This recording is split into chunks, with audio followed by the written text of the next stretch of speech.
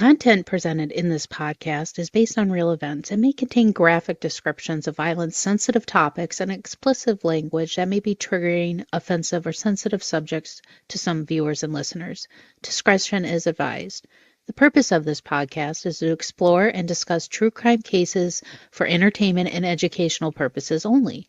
This podcast does not intend to glorify or sensationalize crime, but rather aims to analyze and understand the complexities of human behavior in the criminal justice system. We encourage listeners to approach this content with empathy, critical thinking, respect for the victims and their families.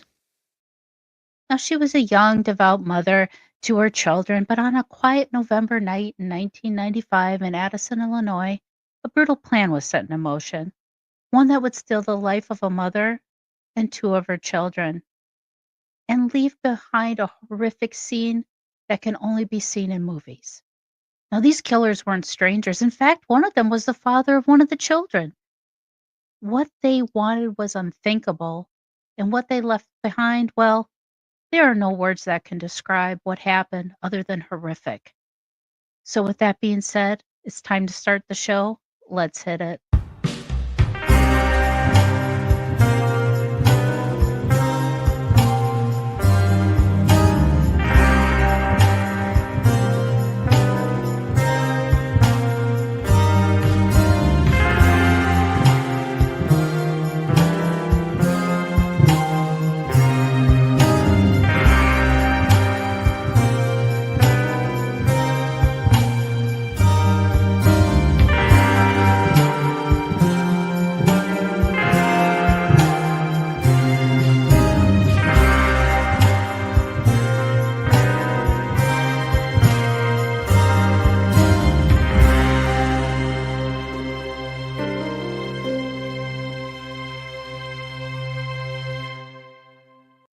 Hi, and welcome to another episode of Mysteries, Mayhem, and Merlot. I am your host, Winnie Schrader. Tonight, we're going to dive deep into the darkest corners of crime, the mysteries that haunt us, and the resilience of those who are left behind.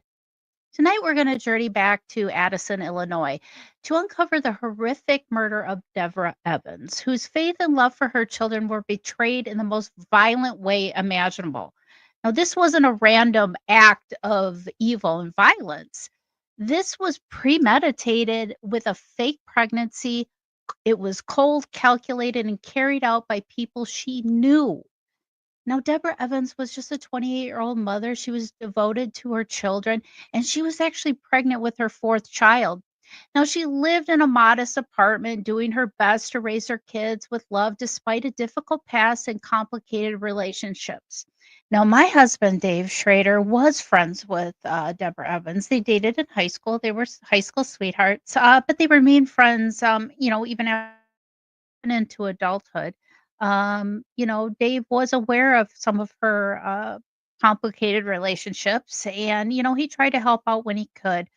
But he has publicly talked about having that survivor's guilt. And, that's very common when you have somebody close to you murdered. It's like you always feel like I could have done more to help. Why didn't I see this? So that is a very common thing, especially when it comes to horrific crimes like this. But one of those relationships was with a man named Laverne Ward. Now, he was the father of the toddler Jordan. But what Deborah didn't know that Laverne had a plan, and it was involving stealing her unborn child. Now let's rewind to the horrific night. Now on November 16th, 1995, Deborah Evans was brutally murdered in her apartment in Addison, Illinois.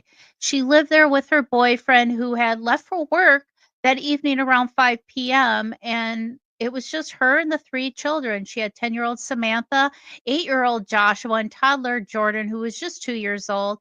And of course, she was pregnant with an unborn child who she was planning to name Elijah. Now, Deborah was tragically shot to death, and during this disturbing act of violence, they the baby out of her room after she had passed away, and little Samantha was also murdered that night too in the apartment.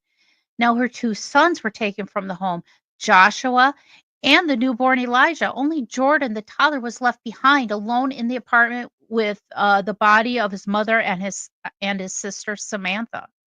Now, when her boyfriend arrived home from work around 2:30 a.m., he discovered Jordan alive, but found Deborah laying on the living room floor, kind of between the coffee table and the couch, unresponsive and with a large gaping wound in her stomach. Now, he also found Samantha on the floor in her bedroom and realized Joshua was missing. So he immediately called 911. Well, geez, I mean, can you imagine coming home from work and that's what you find? I mean, what do you do? I think I would be stunned and shocked. I would stand. I honestly, I have no words. Come home, your girlfriend is laying on the floor with a gaping wound. There's a child who has been murdered as well. And then you have missing kids. I mean, I can't imagine his mental state at that moment. So now the 3 perpetrators that broke into Debra Evans' home, it was Jacqueline Annette Williams. She also went by Annette, Fedell Caffey, and Laverne Ward. Now, Annette faked her pregnancy because she couldn't get pregnant, and they knew that Deborah was pregnant and going to give birth sometime in November. So while she was faking the pregnancy, they were planning on taking the baby from Deborah. I mean, this was cold and calculated. They knew what they wanted, and they were going to do anything they could to get it. Now, during this time, Annette brought Joshua and Elijah to one of her friends' apartments named Patrice Scott. And she told Patrice that she had just given birth and the boy's mother had just gotten shot over a bad drug deal and the boy needed a place to stay for the night. And then Annette said that she was going to go back to the hospital to be with Deborah. So when she left Patrice, she made a bed for Joshua on her couch and put him to bed. Now, throughout the night, Patrice kept hearing Joshua whimpering and crying in his sleep until they got up that morning around 7 a.m. Now, Patrice testified that she asked Joshua if he was worried and tried to reassure him that his mother was going to be okay. He just replied, "No, no, she's not," and told Patrice that his mother and sister were dead and that his brother was still left back at the apartment if she could go and pick him up and bring him back. Now, she asked Joshua if she recognized any of the burglars, and he identified them as Annette, Fidel, Vern, and Boo Boo. Now, according to Patrice Scott, Jacqueline went by her middle name, Annette. Now, Patrice said that Annette came back around 9 a.m. to the apartment. And Patrice brought up the fact that her story wasn't matching what Joshua was telling her. Of course, Annette got really mad at Joshua and said that he was just making up lies, and she started cursing him out. But he just kept repeating, "No, no, that's not what happened."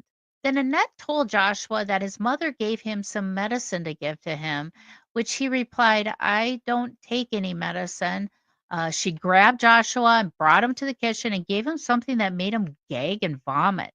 Then Patrice pressed Annette for some more information and that the stories were not matching. And she responded saying that Joshua talks too much and that Kathy told her to take Joshua to the projects. So Patrice agreed to go with them so she could get some baby clothes for her baby daughter, Alexis. Now, they all got in the car and drove to Annette's townhouse in Schaumburg, Illinois, just outside of Chicago. Now, once Patrice got to the townhome, she saw Kathy there and told that Joshua had a big mouth and he could name all of us. Now, Annette told Joshua to sit on the daybed in the laundry room where they proceeded to put a rope around Joshua's neck. And then she and Kathy began strangling him. Now, Patrice screamed and began pushing Annette to stop. Annette dropped the rope and then she went to the kitchen to grab a knife. That's when Patrice screamed and pleaded for them to take her and her baby daughter home and let Joshua go free. Now, Kathy told Patrice that if she breathes a word of this to anyone, he would kill her and her entire family. Now, they all left the townhome. They all got back into the car. Patrice and her daughter, Alexis, sat in the front seat, and Kathy instructed Joshua to get in the back seat of the car.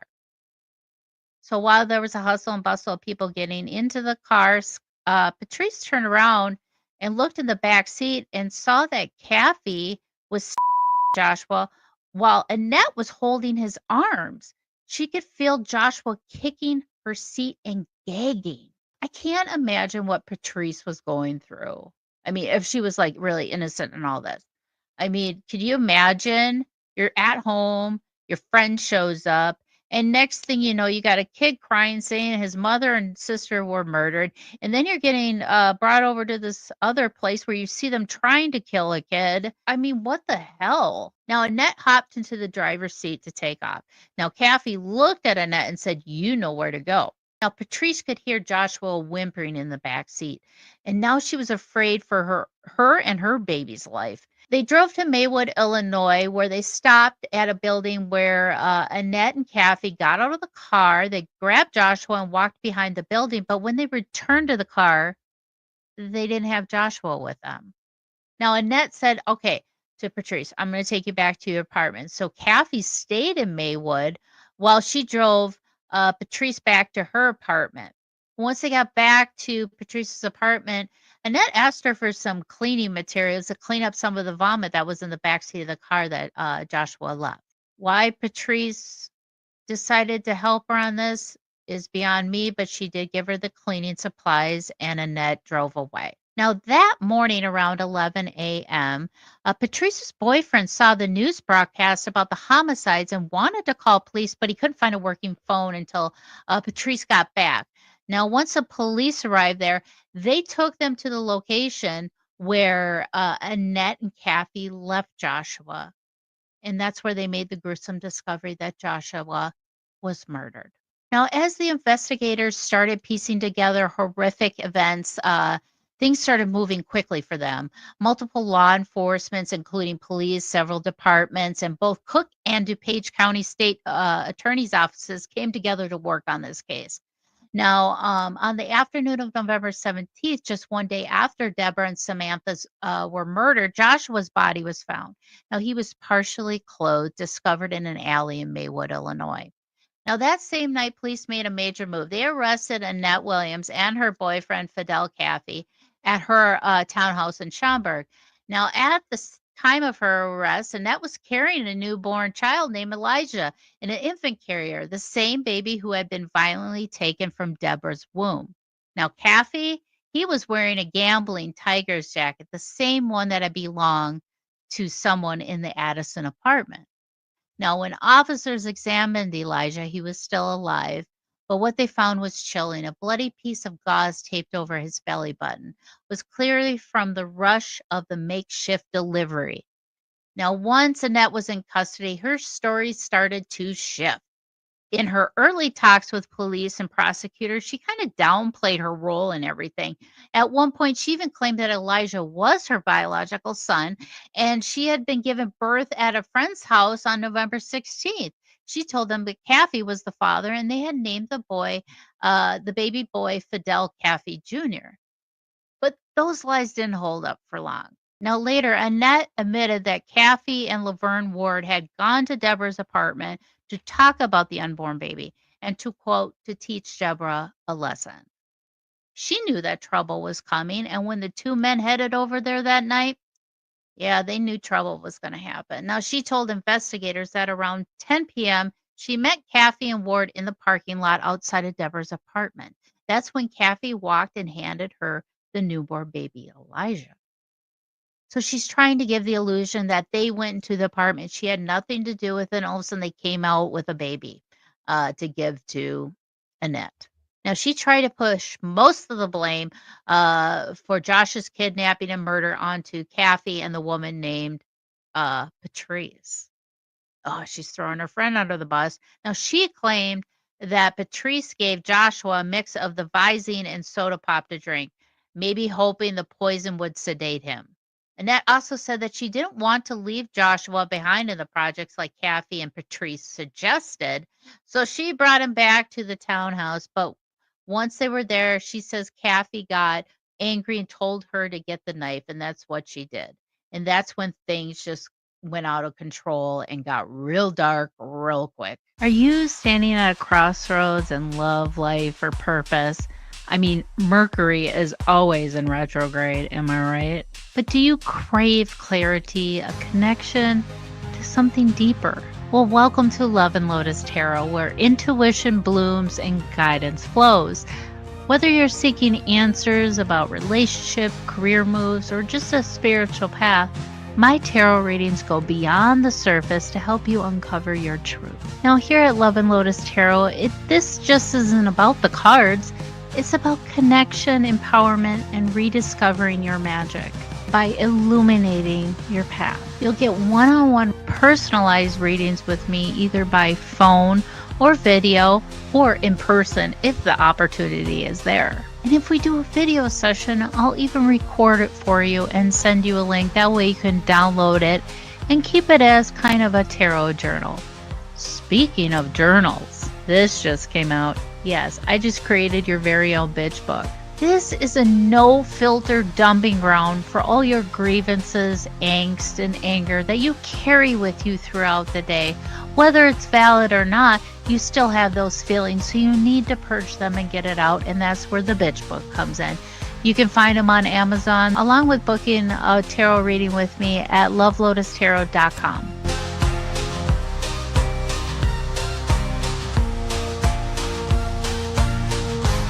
So according to Annette, Caffey wrapped a cord around Josh's neck and ordered her and Patrice to pull on each end.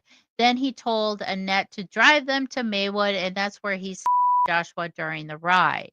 But now on November 18th, when Annette decided to give a written statement to police, this time she started to admit to have a much deeper role in this horrific murder and kidnapping of the Evans family. Now, she said that she had been dating Fedell Caffey for about 2 years, and during that time, the two had tried multiple times to have a baby together. Caffey was desperate for a child. Specifically, he wanted a light-skinned baby boy that would look like him. And Debra Evans, she was 9 months pregnant with a baby boy, and she had already picked his name Elijah. Now, Annette told investigators that in the months leading up to the murders, Laverne Ward, Debra's ex, and the father of her toddler Jordan had been upset with Debra. So on the night of November 16th, they drove over there to Debra's apartment, and the excuse was Ward just wanted to ask or talk to Debra about their son Jordan. Now they arrived around 9 p.m. Debra let them into the building and into an apartment. She sat on the couch and talked briefly with Annette about their children. So when Annette went to the bathroom, that's when she said she heard a loud bang or noise. She came out, and that's when she saw Debra laying on the floor, obviously in distress. And then she also saw Caffey holding the handgun, and Ward was stood next to Debra. That's when Caffey used a poultry shears Deborah's abdomen. And then Annette said she could actually see the baby's head emerging after he cut the abdomen open. Now, Annette and Caffey wanted a baby so bad, and this was the boy he wanted. And once he pulled him out from the womb, he cut the umbilical cord, but then he panicked because he thought the baby was dead. Annette blew into the baby's nose and mouth, and miraculously, he started breathing. She cleaned him up, popped him in a sleeper. Meanwhile, Caffey and Ward went to the kids' bedrooms. Suddenly, Joshua, Deborah's 8-year-old son, ran out crying. He said that Caffey and Ward were hurting his 10-year-old sister, Samantha. Now, Annette said that she had covered Deborah up with a blanket, but when Joshua saw his mom's body, he vomited and ran to the bathroom in shock. I mean, I can't imagine you're a child and you're subjected to that. That's got to be so emotionally scarring. I can't even imagine. Now, Annette grabbed the baby and tried to leave, but Joshua clung to her legs, begging not to stay there, that Caffey and Ward are bad, and he just cried. So Annette took Josh with her. The group left through the back door and drove off. Now, at one point, they did drop off Laverne Ward somewhere in the Chicagoland area. Now, Annette and Caffey then took Joshua to Patrice Scott's place that we discussed, the apartment of Annette's friend. So once they dropped Josh off over at Patrice's place, her and Caffey went to another friend's house where they cleaned up the baby and put a bandage over its belly button area. And they wanted to get back to Annette's townhouse in Schaumburg and, get some more stuff, get cleaned up and more. Now, in her written statement, Annette detailed what happened after the brutal murders of Deborah and Samantha Evans. And what she said next was even harder to hear. She said that Fedell Caffey and Laverne Ward were all together at her townhome, and they were kind of panicking because Joshua Evans knew too much, and he had seen everything and could identify them all. Now, according to Annette, Caffey told her to tie a scarf around Joshua's mouth to keep him quiet. So she did. Right after that, Ward left the townhouse, leaving Annette, Caffey, and their accomplice Patrice behind, if you want to call her accomplice. I mean, she was complacent during a lot of this. So now Annette said they tried to poison him with making him try to swallow antiseptic, but it didn't work. So that's when Caffey told her to get a knife. She obeyed him and handed him the knife. Poor Joshua was just terrified. He was screaming, panicking. Even Patrice was reportedly afraid, and Kathy had started threatening her too. Then they came to the final horrific ride. That's when they put Joshua on the floor of the car behind the driver's seat while Annette was driving, and Kathy sat in the back with him. That's when Kathy decided to start taking Joshua's life. Now, when they pulled into the Maywood Alley and removed all the bloody sheets wrapped around the body, they left him there. But Annette went back to the Maywood area into the alley where they left Joshua wrapped in a bloody bed sheet. She went back to remove the sheet and just left them there. And then she discarded the sheet at a nearby piano company, then drove back to Patrice's apartment. Now, when it came to the forensics, I mean, there was blood found on multiple items in multiple places. That Grambling Tigers jacket that we talked about, the bed sheet near the piano company, and the car carpet. And all the DNA analysis revealed that uh, Josh's blood was on a white cord and in the carpet of the car.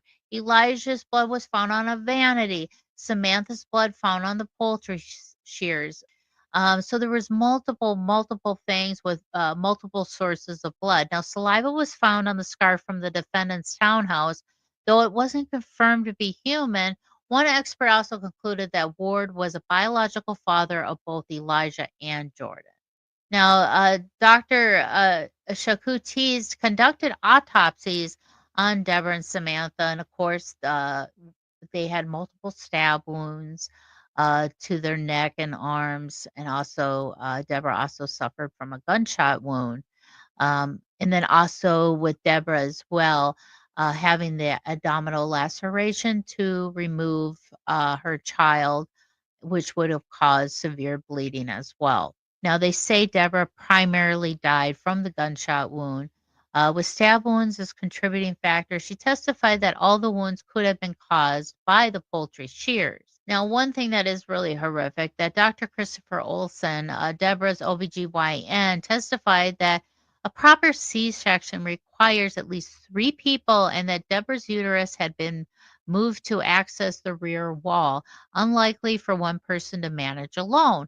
Now, he also believed that Deborah was possibly still alive when the baby was removed due to some blood spatter and the baby's survival. Now, one of the sad things is that Dr. Joseph Kogan, who did the autopsy on Joshua, found ligature marks indicating strangulation, stab wounds, and stuff. So his cause of death was kind of a combination of all the injuries. Now, the ligature marks match the white cord found in the defendant's garage, and the stab wounds matched the butcher knife that they found in her dishwasher.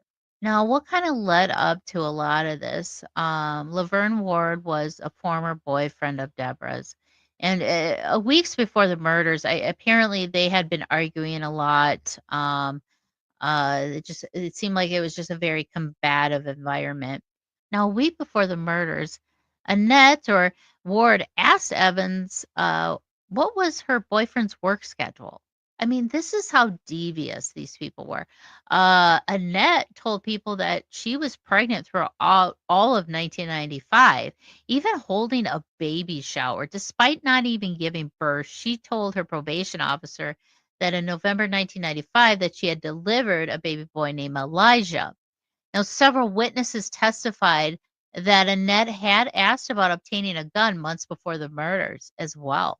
I mean, multiple people knew that Annette was hanging out with Caffey and Ward even the day before the murders happened. And one cousin saw the Annette vacuuming the backseat of a gray car the very next day.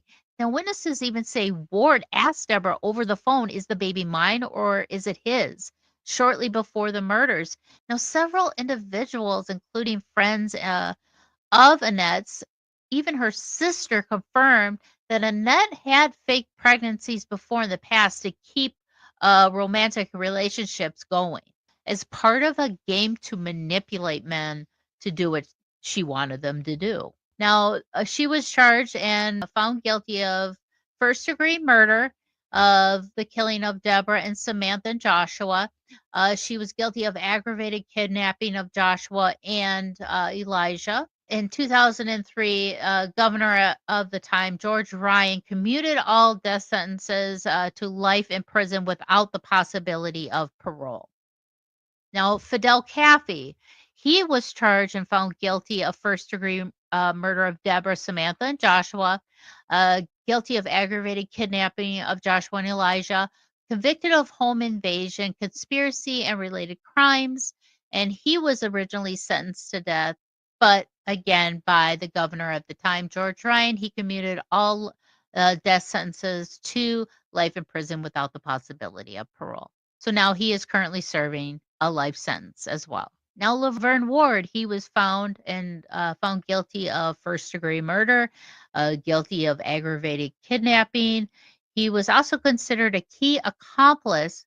He was the father of some of Debra Evans' children and was deeply involved in the planning and execution of these crimes. So he got life in prison without the possibility of parole. Now, unlike Williams and Caffey, Ward was not sentenced to death, but still received the maximum penalty available aside from capital punishment.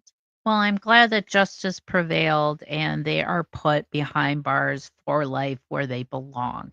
Now, as of the latest information, Elijah, who survived a tragic attack in 1995, unfortunately never got to know his mother or his sister or brother, but he was raised by his grandfather, Sam Evans, along with his brother, Jordan.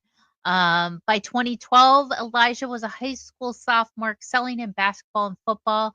He began to open up about his past, sharing and discussing his experiences became easier over time. Now, Elijah and Jordan also contemplated meeting their biological father, Laverne Ward, who is convicted for his role in the murders of their mother and siblings. But since then, there really hasn't been much of updates on what's going on with Elijah. You know, it is possible that he has just chosen to maintain a private life away from the media attention. Given the sensitive nature of his early experiences, this desire for privacy is very, very understandable. In the face of unimaginable horror, the survival of two children became a symbol of unbreakable human resilience. Elijah and Jordan Evans not only lived through the brutal execution of their mother and siblings, but he rose, cradled the strength of his grandfather and brother, and became a young man with hope, courage, and purpose. Now, this story is not just about murder or justice, it's about the ripple effects of violence, the scars it can leave behind, and the strength it takes to carry on. Those monsters responsible may have been set, but the true legacy lies in Elijah's heartbeat, a living reminder that even in the darkest chapters, light finds a way. It was the story that shocked Chicago and the nation. Back in 1995, a mother and her two young children were murdered, but the brutal killing of Debra Evans didn't end there. Her unborn child was cut from her womb, and he miraculously lived. Today, he's 16 years old and living with his grandparents. Our Marion Brooks traveled to Southern Illinois to revisit the child who survived against all odds. Elijah Eli Evans is now 16 years old, a healthy, bright teenager who loves football, his family, and his dog Beast. How do you feel about your grandfather? Yeah, I love him. Even though he can get to the worst of times, I tell him that I love him. It brightens his day and stuff like that, and he just, I don't know, gets emotional. These images belie Eli's violent beginnings. He was the surviving baby boy cut from his mother, Debra Evans' womb after she was shot and killed in 1995.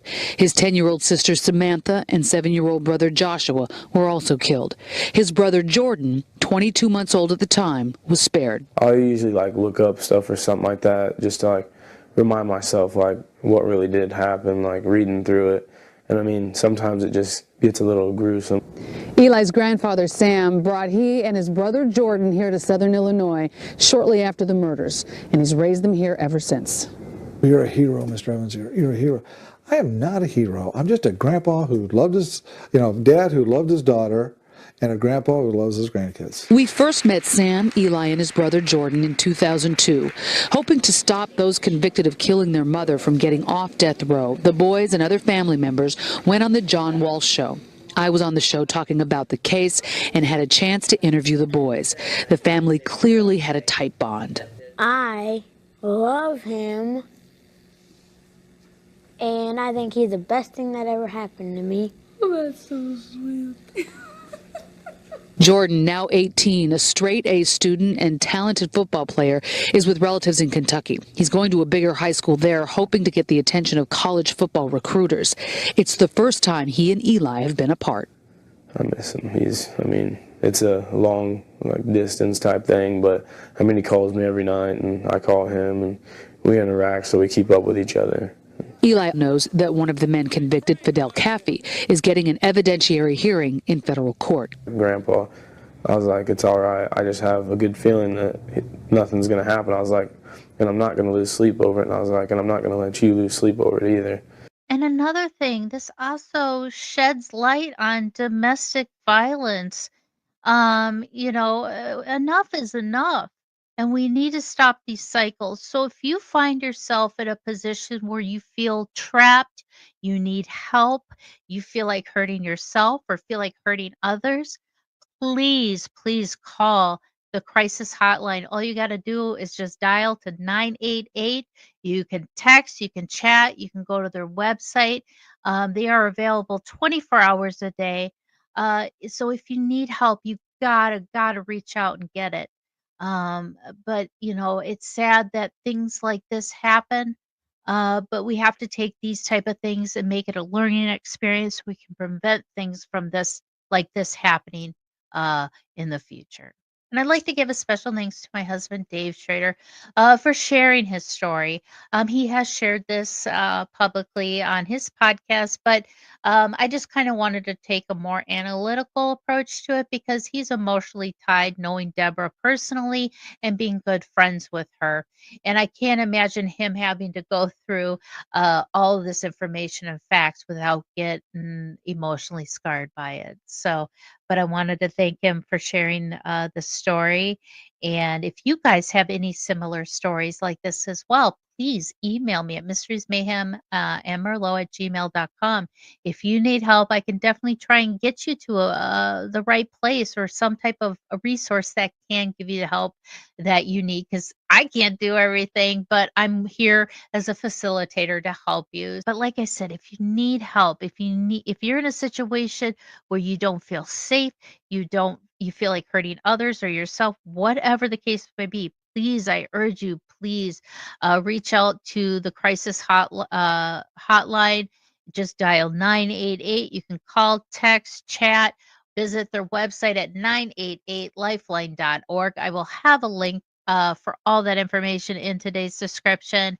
And I would like to thank you guys so much for all the support. And I have some new things in the works here. So just give me a little bit of time, but I'll just keep following me for updates and more. But thank you guys so much. Stay safe, stay compassionate, and I hope to see you guys all next week. Thank you for joining me for another episode of Mysteries, Mayhem, and Merlot. And until our next case, my armchair detectives, stay safe, stay vigilant, and stay aware. I'll see you right here next week on Mysteries, Mayhem, and Merlot.